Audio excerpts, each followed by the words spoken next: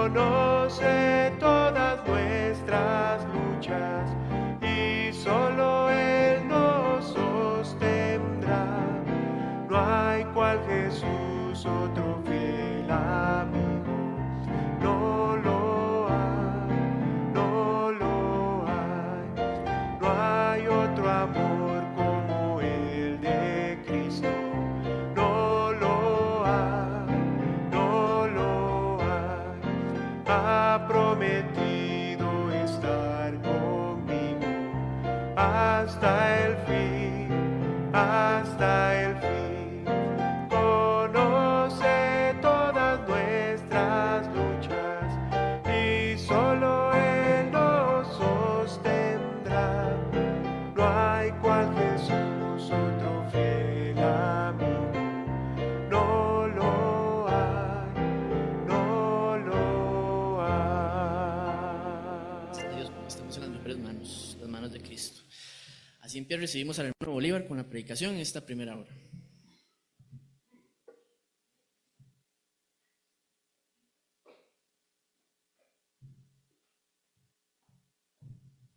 Gracias, hermano.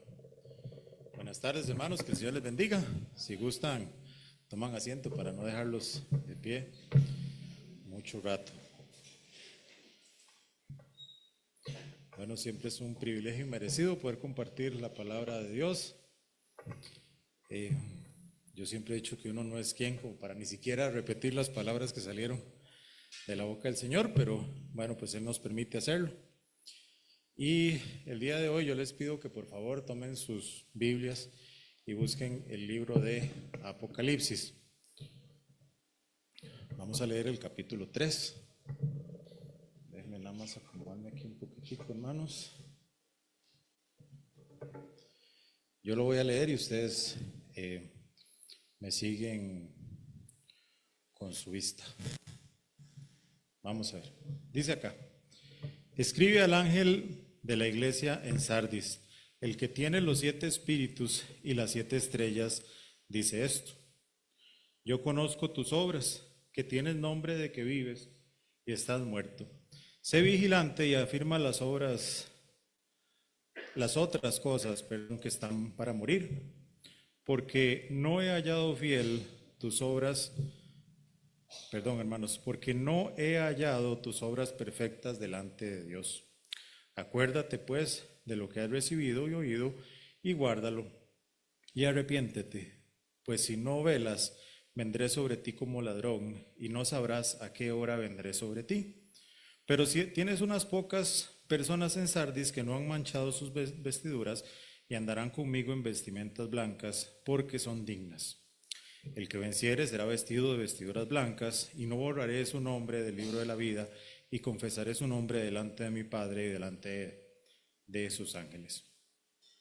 El que tiene oído, oiga lo que el Espíritu dice a las iglesias.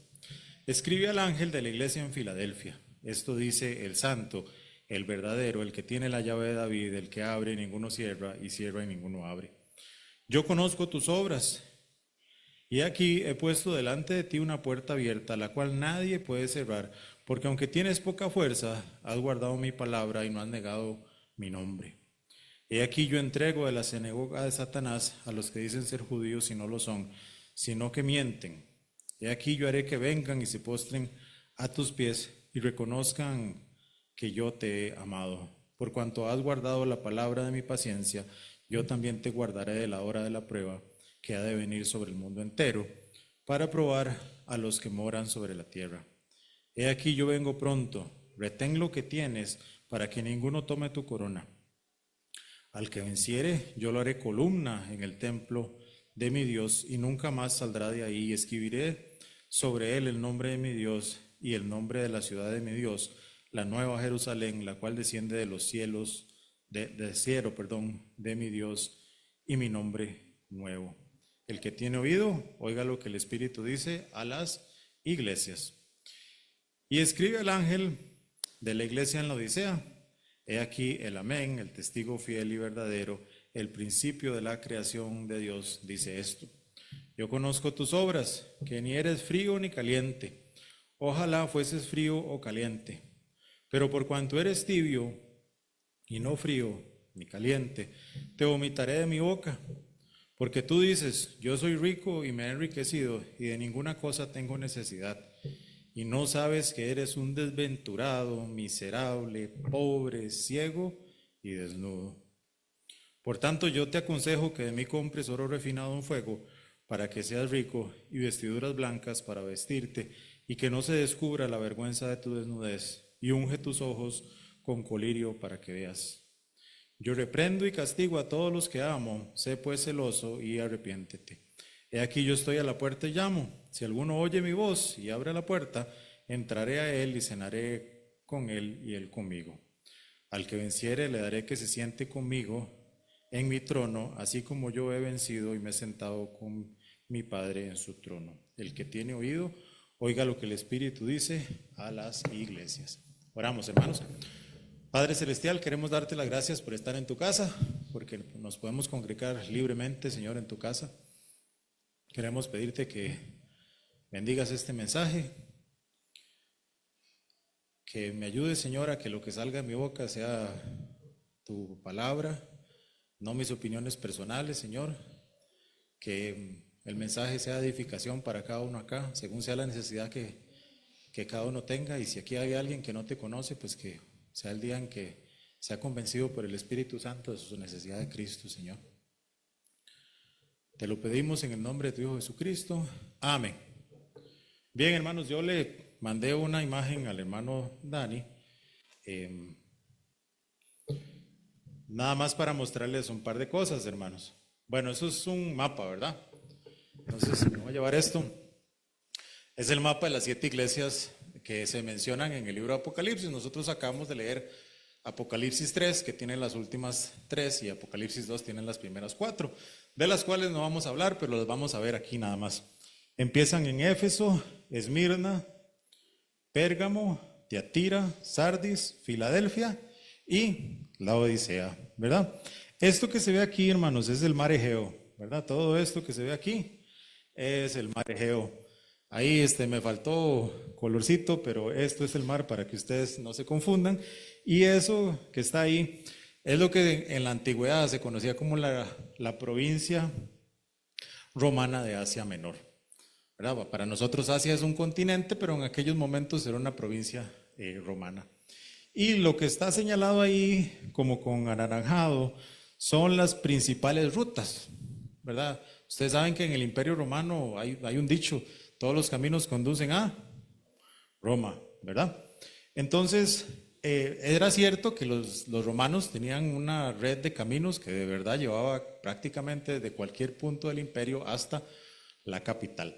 Entonces, esos que están ahí anaranjaditos son los principales caminos romanos, y hay uno en gris que era un camino importante, pero llamémosle secundario, ¿verdad?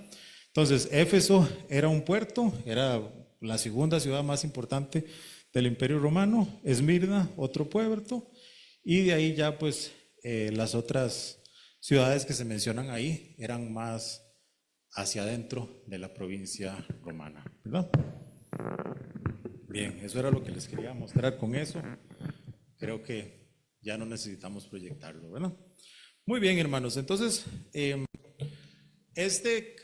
el libro de Apocalipsis, nosotros sabemos, es el último de la Biblia, nos presenta principalmente eventos futuros. Sin embargo, en estos 2 capítulos tenemos mensaje para las iglesias, ¿verdad?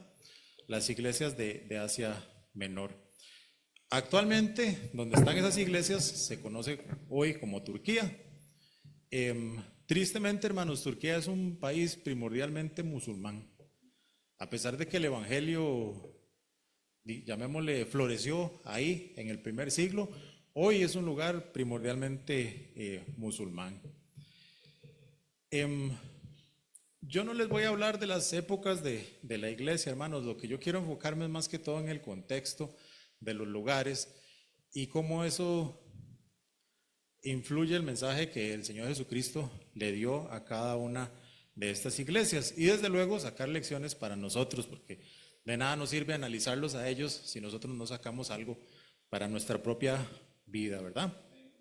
Entonces, ya les compartí algunos detalles geográficos y les voy a compartir otros Pero no quiero que caigamos en el error, hermanos, de pensar que lo que a nosotros nos rodea, el ambiente, determina quiénes somos nosotros.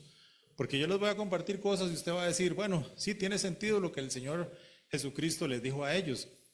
Pero yo no quiero que nosotros pensemos que las cosas que están alrededor de nosotros determinan la forma en la que nosotros actuamos. Puede que interfieran, puede que influyan, pero al fin y al cabo, hermanos, nosotros somos responsables delante de Dios de las decisiones que tomamos con las circunstancias que nos rodean.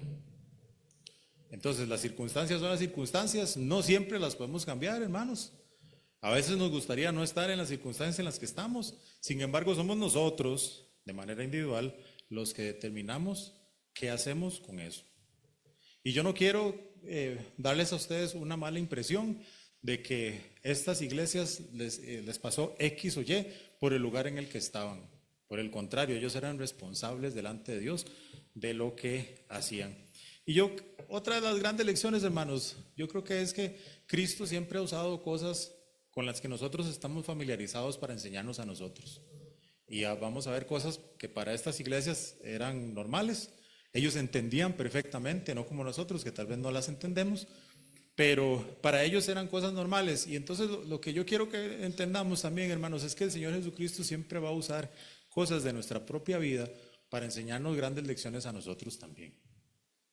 Bien, entonces entremos con el mensaje a Sardis. Entender un poquito el contexto histórico y geográfico. Sardis era la antigua capital del reino de Lidia. Se convirtió en capital en el siglo VII antes de Cristo. Era una ciudad rica, tenía mucho dinero porque estaba cerca de yacimientos de oro. Se considera que las primeras monedas del mundo se acuñaron en Sardis. También, hermanos, era un lugar que tenía una industria textil desarrollada. Tenía lana. Teñían lana de color rojo usando tintes naturales. Y eso era bastante buscado en la antigüedad, ¿verdad? Entonces eso les daba a ellos otra fuente de ingresos y eso generaba riqueza en la ciudad. La ciudadela de Sardis se construyó tenía 3 montañas alrededor y la parte que no tenía montaña, ellos construyeron un muro bastante alto y se consideraba que era una fortaleza natural. Por 3 lados tenía las montañas y por el otro lado tenía el muro. Entonces eso hacía que se considerara que Sardis era una ciudad prácticamente imposible de conquistar, ¿verdad? A pesar de ello fue conquistada. La conquistó Ciro el Grande y la conquistó también Alejandro Magno. Ciro el Grande la conquistó porque los lidios, los ciudadanos de la ciudad de Sardis, habían partes de la ciudad que ellos no vigilaban. Porque ellos decían, ¿quién se va a meter aquí? Si esta ciudad es una fortaleza, aquí no se va a meter nadie. Entonces habían partes de la ciudad que ellos no vigilaban, no las revisaban. Entonces uno de los soldados enemigos, de los soldados de Ciro, el persa, se fijó que habían ciertas partes que no eran vigiladas y subió por la muralla y se dio cuenta de que no había nadie vigilando. Y entonces entró en la ciudad y estando adentro de la ciudad abrió las puertas. Y ya una vez que abrieron las puertas, pues ya de nada servían el resto de cosas. Ya entró el ejército enemigo, conquistó la ciudad y hasta luego Sardis, ¿verdad? Nunca volvió Sardis, después de ser conquistada, a tener la misma importancia que tuvo en el tiempo en el que se consideró una fortaleza impenetrable, ¿verdad? Cientos de años después llegó Alejandro Magno de Macedonia y la conquistó sin que la ciudad opusiera resistencia. Ellos dijeron, los ejércitos amigos están muy largos, nosotros no tenemos aquí cómo hacerle frente a Alejandro. Prácticamente le dijeron, tome las llaves de la ciudad, porque no pusieron resistencia. Le abrieron de par en par y le dijeron, ya bueno, somos ahora súbditos suyos, ¿verdad? Ahora, el mensaje que les da el Señor Jesucristo en el contexto en el que ellos estaban viviendo, Él les dice una cosa muy interesante, les dice, tienes nombre de que vives y estás muerto. Ahora, el mensaje no estaba dirigido para la ciudad, estaba dirigido para la iglesia. Lo que pasa es que la iglesia estaba cayendo en el mismo error que los habitantes de la ciudad en general. A la iglesia le había pasado lo mismo que a la ciudad, y era que vivía de glorias pasadas, hermanos. Tienes nombre de que vives, pero estás muerto. La ciudad de Sardis tenía nombre de que vivía, pero en realidad estaba muerta. Ya no era la gloriosa ciudad que había sido antes. Y así le estaba pasando a la iglesia, viviendo de glorias pasadas. Y hermanos, eso es una tristeza. Hasta el día de hoy eso existe en la iglesia. Hay personas que viven de sus glorias pasadas, de yo antes fui, de yo antes hacía, de yo antes era esto. ¿Y hoy? ¿Y hoy qué somos ustedes y yo, hermanos? Por eso les decía, está bien el contexto, pero nosotros tenemos también que tomar lecciones de esto. Y no se trata nada más de lo que yo fui. Se trata de que si yo estoy con vida al día de hoy, es porque Dios tiene un plan y un propósito en mi vida. Creo que es el libro de Eclesiastés que dice que es mejor perro vivo que león muerto.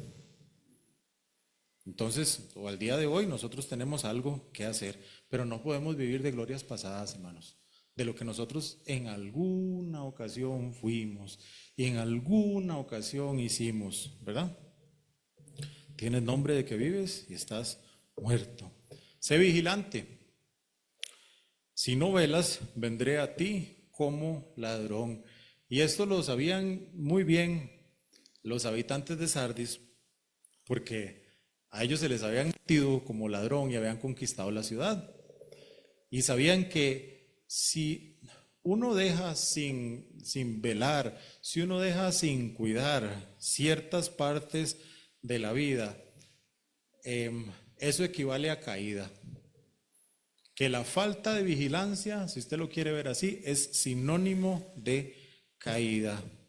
Y los cristianos de ese lugar iban a caer si no velaban.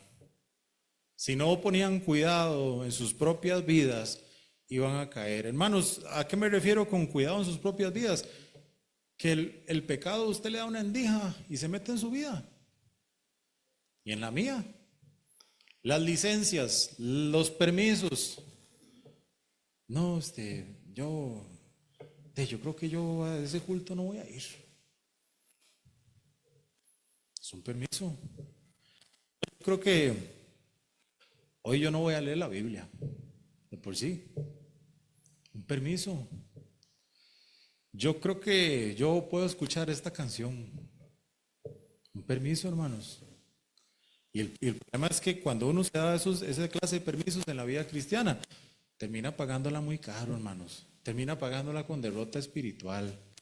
Así como a estas personas se les habían metido en la ciudad por no estar vigilando, por estar confiados y creyendo que el lugar era una fortaleza impenetrable, así hay más de un cristiano pensando que su vida es una fortaleza impenetrable y no sabe que ya va más bien camino de no sé, de descabezarse posiblemente, hermanos.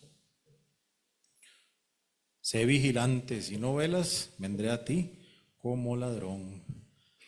Jesús dice también que hay personas que no han manchado sus vestiduras y que andarán conmigo en vestiduras blancas y que será vestido de vestiduras blancas. Las vestiduras blancas en la Biblia, usted sabe que son sinónimo de santidad. Isaías 1:18 dice, venid luego, dice Jehová, y estemos a cuentas, si vuestro pecado fuere como la grana, como la nieve serán emblanquecidos, si fueren rojos como el carmesí, vendrán a ser como blanca lana. Entonces, el blanco en la Biblia es sinónimo de pureza, de santidad. Estas personas estaban acostumbrados a otro tipo de colores. Yo se los dije, había una industria textil que se dedicaba a teñir lana de color rojo. Pero Dios les está diciendo, yo quiero blanco. Yo quiero en la vida de ustedes santidad. No quiero manchas, no quiero cosas como el mundo las ve o las valora. Yo, dice Dios, valoro lo blanco. Ahora, yo no me estoy refiriendo literalmente a los vestidos, ¿verdad? Yo no vine vestido blanco y aquí hay un montón que tampoco, pero no se trata de eso, hermanos, se trata de la santidad de mi propia vida. Dios no le interesan otros colores, le interesa que nuestra vida sea una vida blanca. Y eso fue lo que Él le comunicó a las personas en la iglesia, ¿verdad? Para andar con Jesús había que caminar en santidad. Y algunas lecciones, hermanos, que ya he mencionado, pero no está de más recalcar. No podemos, hermanos, nosotros los cristianos vivir de victorias pasadas. Eso no es útil, hermanos. Está bien lo que nosotros hicimos en un pasado, eso Dios tal vez lo tenga atesorado, pero al día de hoy nosotros no podemos vivir de lo que hicimos en un pasado. Tenemos que movernos, tenemos que hacer, tenemos que seguir, ¿verdad? El costo de la falta de vigilancia, hermanos, es la caída. Cada permiso que usted y yo nos damos en la vida es caída, hermanos. Nos pone más cerca, si lo queremos ver así, del suelo. Me permito X, me permito Y, estoy más cerca del suelo, hermanos. Y para andar con Jesús, para caminar con Él, tenemos que vivir en santidad, hermanos. Sin mezclas, sin manchas. No importa lo que el mundo valore, lo que valora Dios es la santidad, hermanos. Eso es lo que es valioso para el Señor, ¿verdad? Bien, hermanos, pasemos a la segunda de las 3 iglesias que tenemos en este capítulo, la de Filadelfia. Bueno, el contexto histórico y geográfico. Filadelfia fue fundada en el siglo II a.C. por el rey Átalo II de Pérgamo. Pérgamo era otra de las ciudades que vimos ahí, ¿verdad? Pero Filadelfia no era una ciudad tan importante. Recibió el nombre, Átalo II, recibió el sobrenombre de Filadelfo. Y Filadelfo significa el que ama a su hermano. Y él recibió este sobrenombre, hermanos, porque él fue una persona fiel a su hermano. Su hermano era el rey y a él en múltiples ocasiones le hicieron ofertas para traicionar a su hermano y que se convirtiera él en el rey. Y él nunca aceptó eso, ni cuando su hermano estuvo débil, ni cuando su hermano estuvo enfermo. Entonces, por eso le decían a él Filadelfo, el que ama a su hermano, ¿verdad? Porque a pesar de que tuvo oportunidad de traicionar a su hermano, nunca lo hizo. Cuando su hermano murió, él actuó como regente, porque el sobrino de él, que era el que tenía derecho al trono, era muy joven. Y entonces él decidió actuar como el regente. Eventualmente se casó con la viuda de su hermano y asumió como rey. Después de unos años ya le dejó el lugar al que era su sobrino, que ya no era solo su sobrino, sino que también se había convertido en su hijastro, ¿verdad? Bueno, fue creada la ciudad como una ciudad misionera para extender la cultura y lengua griega hacia el interior de Frigia o de esa área en la que nosotros vimos, ¿verdad? Porque eso formaba parte de Asia, no formaba parte de Grecia. Entonces fue fundada para extender la cultura griega en esa región. Estaba en un lugar privilegiado, ya que se podía llegar a varios lugares desde ahí. Nosotros lo vimos, habían varias rutas que conectaban Filadelfia con las otras ciudades que eran más importantes. De las 7 ciudades, de las 7 iglesias que se nos menciona en el libro de Apocalipsis, Filadelfia era la menos poblada. Tenía cerca de unos 20,000 habitantes. Y otra característica de ese lugar, hermanos, es que había sido sacudido muchas veces por sismos. Ahí hay volcanes y muchas veces había sido sacudida por sismos. Bueno, entendamos entonces un poco el mensaje en el contexto. Recordemos primero que a esta iglesia no se le reprocha nada, hermanos. Todas las cosas que el Señor Jesucristo le dice a esta iglesia son positivas. Y le dice que tienen una puerta abierta. Y yo les mencioné a ustedes que ese lugar fue fundado como un lugar para extender la cultura griega. Entonces ellos entendían bien lo que significaba ser una puerta, porque a través de Filadelfia se podía llegar a muchos lados. Era una ciudad bien conectada, llamémoslo así. Muchos lados, muchas rutas comerciales. Pero lo que le está diciendo el Señor Jesucristo a la iglesia no es que es una ruta, no es que la puerta está abierta para las rutas comerciales, es que la puerta está abierta para evangelizar, hermanos. Y si ellos tenían la posibilidad de conectarse con muchos lados, eso era una facilidad que ellos tenían para expandir el evangelio. Ustedes entienden lo que es ser una ciudad evangelista, porque fueron fundados para extender la cultura griega, pero el Señor Jesucristo les está diciendo que son una puerta abierta para evangelizar, para hablar de Cristo, hermanos, no para hablar de otras cosas. Eso es lo realmente importante para la iglesia, hablar de Cristo, hermanos, no de otras cosas. Las otras cosas generalmente son una distracción para el cristiano, no su prioridad. ¿Tienes poca fuerza? Porque era una ciudad pequeña. Pero lo que le está diciendo el Señor es que no se requería ser muy importante para hacer lo bueno ante los ojos de Dios, hermanos. Recuerde usted que Jesucristo no requirió un montón de panes y un montón de peces para darle de comer a 5,000 personas. Lo único que requirió el Señor Jesucristo fue algo pequeño que un muchachito llevó. Y recuerde usted que Gedeón venció a los madianitas con un ejército realmente pequeño, hermanos. Porque no se trata de la fuerza de la iglesia, no se trata de la riqueza de la iglesia, se trata de ponerse en las manos de Dios, y Dios ahí hace grandes cosas. Pero no se trata de lo grandioso que podemos ser nosotros, hermanos. De hecho, ya leímos el mensaje a la Odisea, que ahí sí se creían grandiosos y Dios pensaba de ellos algo muy diferente.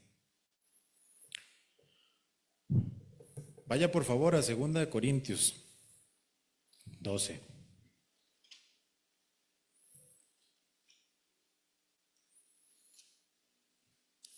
Segunda de Corintios 12:7.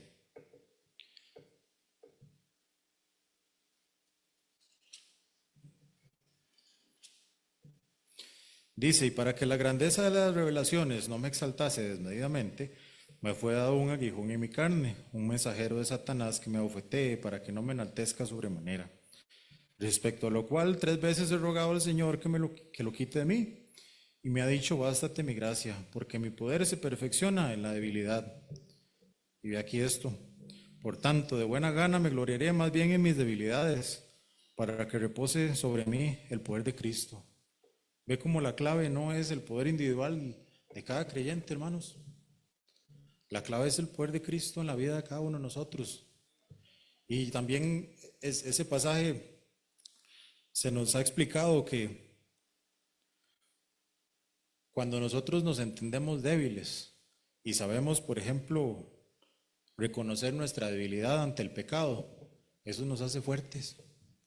Porque entonces, si a mí lo que me gusta mucho es el guaro, yo no me voy a meter en una cantina, hermanos, porque reconozco mi necesidad y reconozco mi debilidad, y mejor ni paso por el súper, ahí donde están todas las cosas. Hay gente que pasa y parece los perros del experimento, hermanos, ahí echando babas. Cuando yo me reconozco débil, entonces me va bien en la vida, hermanos, porque soy capaz de reconocer mi propia habilidad y decir: yo con eso no me la voy a jugar, porque si yo me expongo un poquitito a eso, me voy a ir con un quebrado. Entonces mejor no. Ven, hermanos, tienes poca fuerza, pero no se trataba de la fuerza individual de ellos, hermanos. Se trataba de que esa poquita fuerza en las manos de Dios era algo grande. El Señor Jesucristo dijo que era necesario nada más fe como el tamaño de un grano de mostaza, hermanos. Dijo Jesús que era la más pequeña de las hortalizas. Eso era lo que se necesitaba. Según el Señor Jesucristo, eso era lo necesario para mover montañas, hermanos. Yo también te guardaré de la hora de la prueba, le dice el Señor Jesús a la iglesia. La iglesia ha guardado la palabra de Dios y Dios se comprometió a guardarlos a ellos. A veces los creyentes queremos jugar de qué es primero con el Señor, ¿verdad? ¿Qué es primero, la gallina o el huevo? Y nosotros sabemos que en el libro de Génesis Dios no creó el huevo, creó los animales, ¿verdad? Entonces la gallina fue primero. Pero me refiero, hermanos, a que muchas veces nosotros lo que queremos hacer con el Señor es pedirle al Señor que Él haga de primero. Si usted hace tal cosa, yo hago la parte mía. Hermanos, el Señor Jesucristo nunca ha dejado de hacer la parte que le corresponde. Nunca. Señor, si usted hace que yo gane 5 veces más, entonces yo le empiezo a dar el diezmo. No, dé el diezmo cuando usted gana 5 veces menos de lo que usted quisiera. Tampoco es garantía que su salario va a crecer, pero usted y yo vamos a estar haciendo lo correcto. Pero nosotros no podemos tratar a Dios así, haga usted primero y después entro yo y hago la cosa mía. No, hermanos, el Señor Jesucristo nunca ha fallado. Nunca ha dejado de hacer la parte que Él le corresponde. Entonces lo que tenemos que hacer la cosa somos nosotros, hermanos. Es que, Señor, si usted me da ganas de ir a la iglesia, yo le prometo, vengamos a la iglesia, hermanos. ¿Por qué nos tienen que rogar? Al Señor Jesucristo le rogaron que fuera a la cruz. Le rogaron, le tuvieron que decir, porfa, suba. No, hermanos, Él fue y lo hizo. Con todo y que su cuerpo estaba despedazado. Lo hizo. No, hermanos, yo creo que nosotros tenemos que dejar de jugar eso con el Señor y hacer la parte que nos corresponde a nosotros. Que en la Biblia tenemos ejemplos, pues sí, hay algunas personas que han aplicado eso. Por ejemplo, Gedeón. Pero no tenemos nosotros nada más que tomar un ejemplo de la Biblia y decir que yo voy a hacer eso. Cuando hay otro montón de ejemplos de personas que obedecieron a Dios sin pedir una prueba, llamémosle así. Pero nos gusta escoger lo que nos conviene, ¿verdad? Así somos los seres humanos. Y así es la iglesia también. Retén lo que tienes, le dice el Señor Jesucristo a la iglesia de Filadelfia. Hermanos, cuando el ser humano recibe muchos elogios, a veces le cuesta mantenerse humilde. Y entonces a veces cuando las personas reciben muchos elogios, se les hincha el pecho, ¿verdad?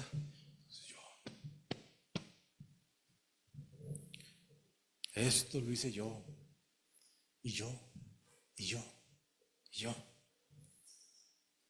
Yo siempre he dicho, hermanos, que Nabucodonosor era una persona difícil de corromper. Y se los digo porque se requirió un imperio para que ese hombre dijera, esta es la Babilonia que yo he construido. Hay gente que no puede ni comprarse un carro, ni una compu nueva, menos una casa, hermanos. Y se les infla el pecho como si fueran dueños del mundo, hermanos. Y no me malinterprete, pues está bien comprarse un carro. Y está bien comprarse una casa, hermanos. Si no puede, perfecto. Pero que no se le infle el pecho con eso, hermano. Retén lo que tienes. Tenga cuidado porque si se pone muy orgulloso, en la de menos ya no retiene las cosas que tiene. Así que mejor humilde. El Señor Jesucristo les dice también que los va a hacer columna en el templo, hermanos. Y yo creo que esto era algo que ellos entendían muy bien. Porque usted sabe que las columnas son las que sostienen el peso. Y hay edificaciones que se han destruido en su mayoría, pero la columna se mantiene. Yo les dije que Filadelfia era un lugar que había sido víctima de muchos terremotos. Y el hecho de que el Señor Jesucristo les dijera a ellos que ellos podían ser columna era algo significativo para ellos, hermanos. Yo voy a ser columna, yo no me voy a caer. Yo voy a ser columna, yo voy a permanecer firme. Pero de nuevo, hermanos, era una firmeza que venía de la relación que ellos tenían con el Señor Jesucristo, ¿verdad? Si usted y yo queremos permanecer firmes, tengamos una relación firme con nuestro Señor Jesucristo, no fluctuante, ¿verdad? Bueno, de nuevo, lecciones para recordar un poco. La puerta, hermanos, está abierta para la iglesia y hay que aprovecharla, hermanos. Nosotros evangelizamos. Permítame decirle que muy poquitos. Hay un par de grupos de evangelismo, de visitación, llámelo usted como le guste. A mí no me gusta decirle visitación, hermanos, porque yo pienso que vamos a ir a tomar café a la casa de alguien. Entonces prefiero decirle evangelismo, pero si a usted le gusta visitación, eso no le hace, no hay ningún problema. Muy poquitas las personas que van a evangelizar, hermanos. Pero la puerta está abierta, tenemos que aprovecharla, hermanos. Ahí está la puerta abierta. Llévese tratados, reparta. Háblele a las personas de Cristo. Cuando soy débil, hermanos, entonces soy fuerte. Cuando yo soy capaz de entender mi propia debilidad y actuar de acuerdo a mi propia debilidad, entonces mi vida se fortalece, porque yo no me expongo a cosas en las que posiblemente me voy de cabeza si me acerco. Si queremos que Dios guarde nuestra vida, hermanos, nosotros también tenemos que guardar la palabra de Dios. Nosotros, la palabra de Dios tiene que ser algo valioso, hermanos, en la vida nuestra. Guardarlo, atesorarlo. Y solo el Señor, hermanos, nos puede dar a nosotros la firmeza de una columna. ¿Verdad? ¿A qué me refiero con solo el Señor? De ahí, leer la Biblia, orar, venir a la iglesia, las cosas básicas de la vida cristiana que todo el mundo se sabe, hermanos. Si nosotros vamos ahí abajo a las clases y les preguntamos a los niños, hasta los de 4 años, no sé, de 3 años, ¿qué es lo que tiene que hacer un cristiano? Nos van a recetar esas 3 cosas, hermanos. O sea, el problema de los cristianos no es no saber.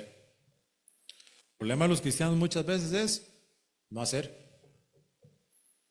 Saber, hay gente aquí grabada al instituto 3 o 4 veces. Y no está mal, yo no lo estoy tirando a nadie, hermanos, nada más estoy diciendo. Pero si yo no vivo lo que a mí me han enseñado, la palabra de Dios, entonces ¿de qué me sirve eso? No me sirve gran cosa, hermanos. Bien, pasemos entonces a la Odisea, hermanos. La Odisea era una ciudad rica y próspera, era un centro financiero. Estaba en una ruta comercial, como lo vimos ahí, que conectaba Éfeso con el interior de Asia. Si usted quería ir de Éfeso, que era un puerto, al interior de Asia, tenía que pasar por la Odisea de fijo. A menos que quisiera hacer una ruta un poco más larga, pero la ruta más corta era pasando por la Odisea. Se encontraba entre 2 ciudades, también relativamente pequeñas. Una era Hierápolis y la otra era Colosas. Hierápolis se menciona en la Biblia, aunque no se le escribe una carta directamente. Colosas, sí, la epístola a los colosenses. Hierápolis tenía aguas termales, hermanos, y Colosas tenía agua dulce. Las aguas termales de Hierápolis eran bien conocidas en la antigüedad. De hecho, se le consideraba una ciudad hospital, porque la gente se iba a tratar en las aguas termales. Ahora, eso era la antigüedad, no, yo no estoy diciendo que usted tenga que ir a las aguas termales a tratarse nada, ¿verdad? Eso eso es la antigüedad, hermanos. Yo no le estoy recomendando a nadie ir a las aguas termales, pero así era como se acostumbraba en esos lugares, ¿verdad? Entonces, Hierápolis tenía aguas termales. Tiene uno de los cementerios más grandes de las ciudades del Imperio Romano, porque si usted iba a la ciudad y se metía en las aguas termales y no se curaba, el entierro era gratis. Entonces, por eso es que el cementerio es grandísimo, hermanos, porque ve que usted que las aguas termales no lo curan todo. Pero entonces, ese lugar tenía aguas termales. Y Colosas, que era una ciudad cercana, tenía agua dulce. Lo que pasa es que cuando llegaban las aguas a la Odisea se mezclaban, hermanos. Y entonces era agua tibia, mineralizada y de mal sabor. Yo no creo que usted quiera tomar agua, no sé, si usted va a La Fortuna y usted no empieza ahí a tomar agua porque sabe feo, huele feo. No les voy a decir a qué, pero huele feo, hermanos. Ya usted sabe. Y si usted la prueba, sabe feo, porque trae minerales y serán buenísimos para la piel, pero tomarse eso da asco. Generalmente a las personas les gusta el agua o fría o por lo menos a temperatura ambiente, pero tibia no, sabe fea. Entonces era el problema que tenía la Odisea. Geográficamente el agua llegaba así a la ciudad. Ellos refinaban oro y acuñaban sus propias monedas. También era una ciudad famosa por la producción de textiles de lana negra, muy valoradas en el Imperio Romano. Contaba también con una afamada escuela de medicina que se especializaba en la oftalmología. Ellos producían un medicamento, estilo ungüento, que se llamaba polvo frigio. Ahí viene como se le dice en la Biblia, colirio, ¿verdad? Era una ciudad tan rica, hermanos, que, si mal no recuerdo, fue en el año 12, un terremoto la destruyó. Y cuando el emperador romano dijo, bueno, yo les voy a dar plata para ayudarles a reconstruir, ellos dijeron, no necesitamos. Nosotros tenemos plata para reconstruir, déjese su plata, emperador. Así de rica era la ciudad y ese era el orgullo que tenía la ciudad, ¿verdad? Entonces, para entender el mensaje en el contexto, el Señor Jesucristo le dice a la iglesia que eres tibio, eres tibia, ¿verdad? La iglesia estaba llena de creyentes con un pie en la iglesia y un pie en el mundo. Y así como pasaba en la antigüedad, pasa el día de hoy, hermanos. Hay creyentes con un pie en la iglesia y otro pie en el mundo. Y creen que están bien. Bueno, vamos a seguir viendo a ver si de verdad están bien. Ellos decían que eran ricos, ¿verdad? Pero Dios dice, eres un desventurado, miserable, pobre, ciego y desnudo. 5 adjetivos, hermanos, por aquello de que el primero no le quedara claro. Ellos consideraban que eran ricos y prestigiosos, pero Dios no lo veía así, hermanos. El dinero, la plata no compensa una vida cristiana tibia. Hay gente que piensa que porque les está yendo bien en lo económico, su vida cristiana está bien. Y no es cierto, hermanos. ¿No es cierto? Aquí tenemos ejemplos en la Biblia de personas de esta iglesia a los que el Señor Jesucristo les dice, usted piensa que usted está volando, pero no es cierto. Es un desventurado, pobre, ciego, desnudo, bueno, de todo, hermanos. La plata no hace que una persona esté bien delante de Dios, hermanos. El dinero no hace que una persona sea espiritual. Hermanos, el mundo está lleno de gente que tiene plata. Por si usted no lo había notado. Ahí está la lista de los hombres más ricos del mundo. ¿Cuál de esos tiene una relación con Dios? Por las vidas que llevan, yo me atrevería a decir que ninguno, hermanos. Entonces no es garantía de nada. El dinero no es garantía de nada, hermanos, en la vida cristiana.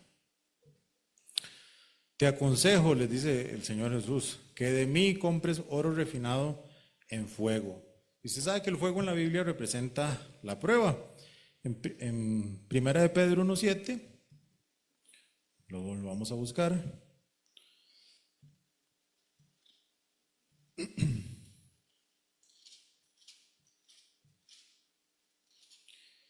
Dice, para que sometida a prueba vuestra fe, mucho más preciosa que el oro, el cual aunque perecedero se prueba con fuego, sea hallada en alabanza, gloria y honra cuando sea manifestado Cristo.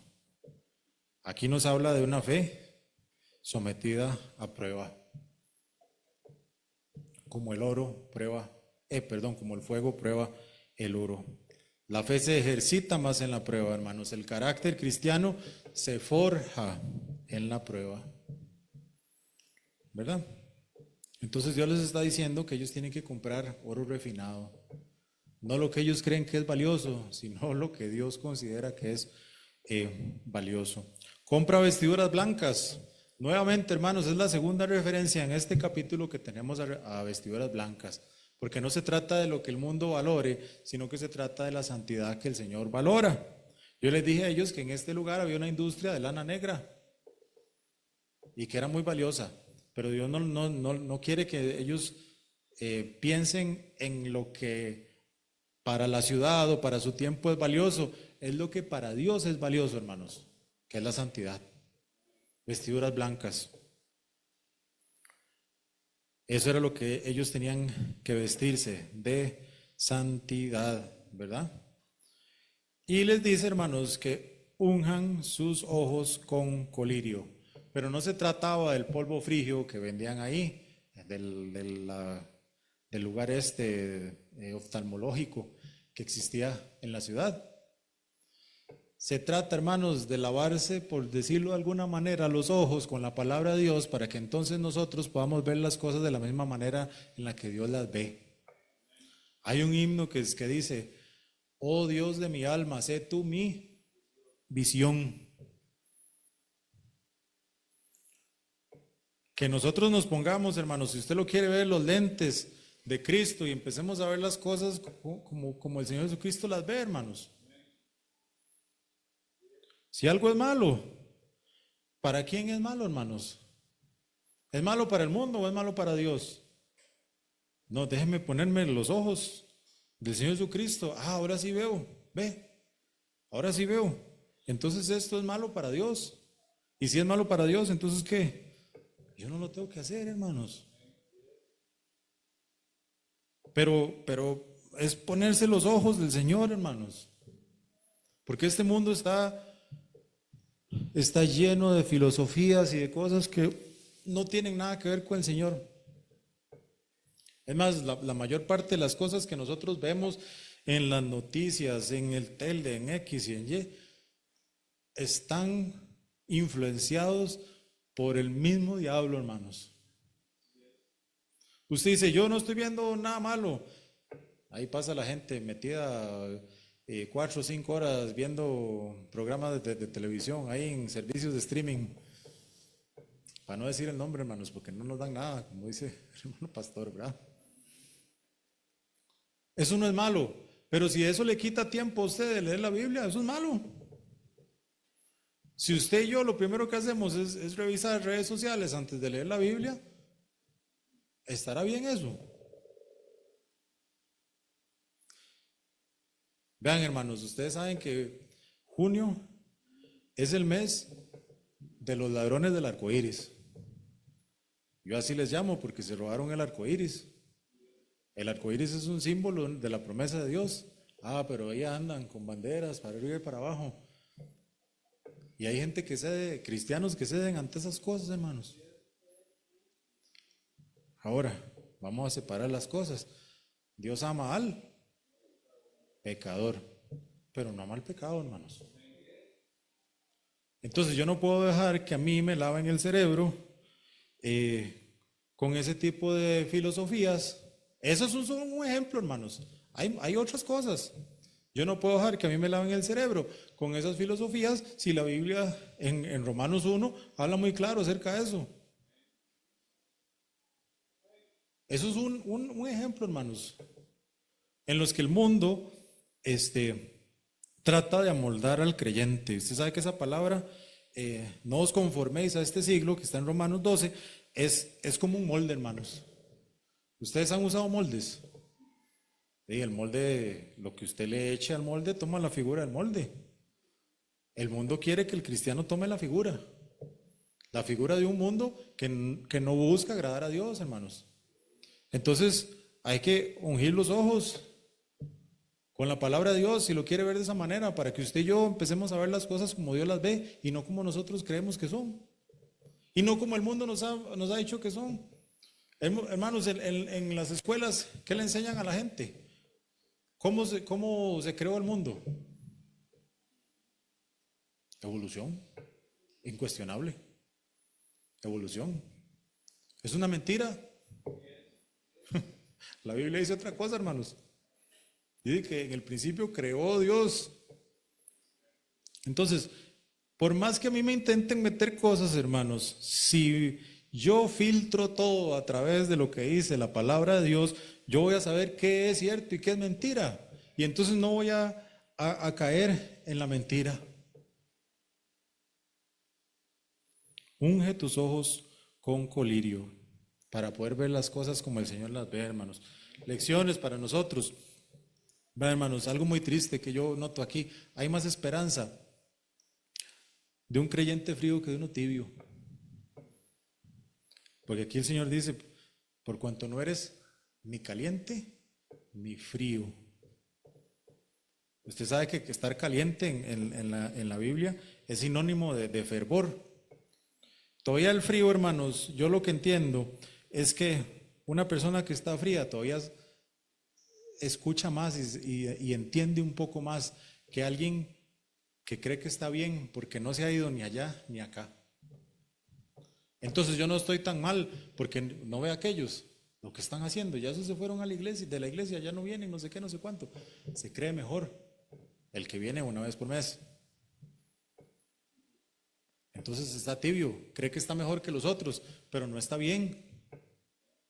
Pero como no cree que está mal, entonces nunca va a salir de esa situación o nunca va a salir de eso, a menos que entienda que lo que dice Dios, que a Dios eso no le gusta, que para Dios un cristiano tibio es alguien que él vomita de su boca. ¡Qué asco! Yo supongo, hermanos, que el Señor pues no nos va a decir a nosotros que qué asco, pero sí va a pensar de nuestra vida mal. Qué mal. Yo por fulano fui a la cruz, lo puse en una buena iglesia, le he enseñado desde que es niño, porque en algunos casos eso es lo que pasa, y sin embargo, tibio. Qué lástima, ¿verdad, hermanos? ¿Cómo nos verá el Señor, hermanos? Es una pregunta que nosotros nos tenemos que hacer. ¿Nos verá como nosotros nos vemos a nosotros mismos? ¿Estaremos nosotros engañándonos a nosotros mismos, teniendo un concepto mayor de nosotros del que deberíamos de tener?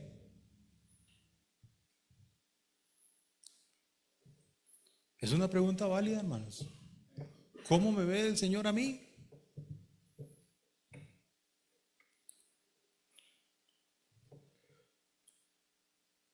Yo una vez tuve una jefa que durante el año se quedaba callada, nunca le decía nada a uno, y a final de año le decía,